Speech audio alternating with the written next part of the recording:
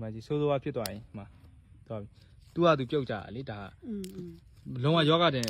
ခင်နိုင်တော့ဘူးသူကဟိုဖြစ်သွားတယ်လက်ချဖြစ်သွားလန်တော့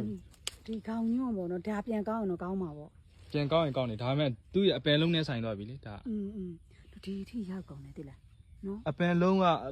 ကထွားတယ်ဆိုရင်ဒီပန်လေးကကူးကပိုကောင်းတယ်ပေါ့နော်ဒီပန်လုံးဆိုရင်တော့မဆိုးထွားရတဲ့မှာပါတယ်ပေါ့နော်ဒါပေမဲ့ तू ကအပယ်လုံးထွားခိုင်းနေကြမှာဒီယောဂဒီကနေစသွားတယ်လေ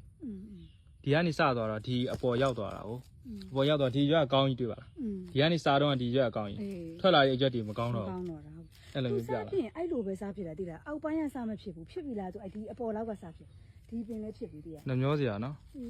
ပင်ငယ်အဆင့်တွေကိုတော်တော်လေးဟိုပါအဲ့လိုဖြစ်ရင်တော့အသီးလေးမတင်တော့ဘူးဒါအသီးကတိတ်မသေးကြတော့ဘူးတော်တချို့အသီးဝန်းလေးဖြန့်ရင်တော့မှနည်းနည်းလေးပဲရအများကြီးမရဘူးဒါနည်းနည်းပြန်ထူမှာပါထူတယ်ဒါပေမဲ့ဒီအဲ့လိုမျိုးကောင်းကျင်နေဆိုရင်ကောင်းကျင်တဲ့အပင်ဆိုရင်တိတာတယ်ဒီမှာကြည့်ဒီလိုဒီဥစ္စာဆိုရင်ဒီအောက်ကဒီမှာအညိုပြောက်လေးရှိရလေဒီအညိုပြောက်လေးကဒီအပေါ်မှာပါလာတဲ့အညိုပြောက်မှာမရှိဘူးဆိုရင်ကောင်းပြီဒီမှာပါရလေမပြောက်သေးဘူးကြာဒီမှာအညိုပြောက်ကကျန်သေးတယ်